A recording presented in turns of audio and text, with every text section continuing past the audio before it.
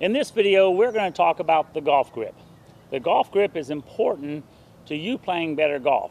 I relate to the golf grip as being your steering wheel for where the ball goes.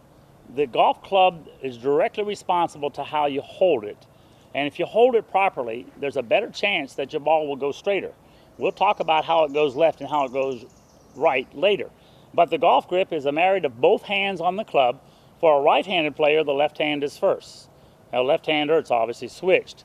All right, well, let's talk a little bit about the grip, and I'm going to break it down into a little bit more definition than you're used to. I'm going to break it to parts. Now, when you're putting your hands on, I don't care for you to have to use all the little parts all the time. I would rather, when you're learning the grip, is to keep putting your hands off, on and off, and taking it home. As you notice, I've got a little short club here that I use all the time, and I'm always putting my hands on to make them feel correct. So the grip is important.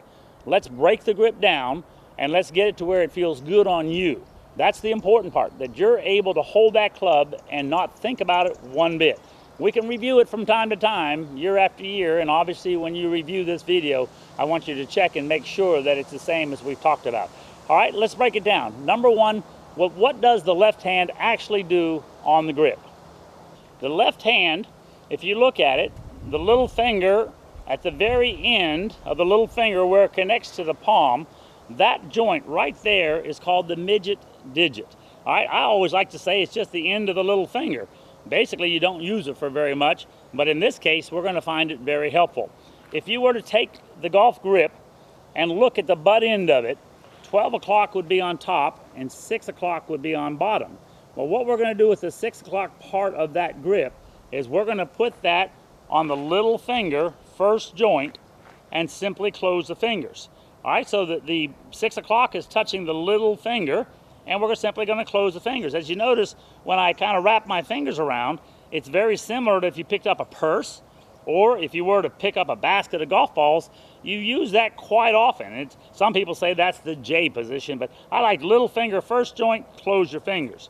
All right, now from that position, the other rest part of the hand, if you look at the thumb, there's a little pad right at the back of the thumb, and there's also another one on the other side. We call that the heel pad, or if you'd like to know the technical name, that's called a hypothenar eminence muscle. But when you close your hand, we'd like the heel pad to close past 12 o'clock on your grip. Now, if I hold the club straight up in the air and I'm pointing it at 12 o'clock, when I close the rest of my hand, my thumb is going to come over to 2 o'clock. So imagine a clock here. So my thumb now would be at 2 o'clock. All right, so I've got it in the little finger. I've got my heel pad on top, and I got my thumb at 2 o'clock. All right, some things that you should notice.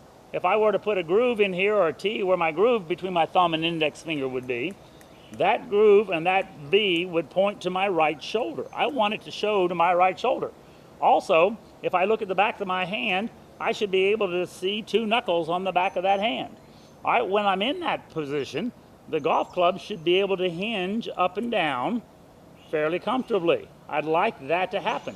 That's one of the checkpoints that you know that you have it underneath this little pad. Another checkpoint is if you just took your index finger and let the club rest under that pad, it would rest there with one finger. All right, you wouldn't need having all the fingers working so hard, and that's what we'd like to have it. It has a feel to it. All right, so thumb at 2 o'clock, the groove should point to your right shoulder. You should be able to see two knuckles on the back of that hand. All right, it should be able to flex very comfortably. If I turn towards you and you're looking at it face on, all right, you're seeing that the two knuckles, you can see the little groove in the V pointing.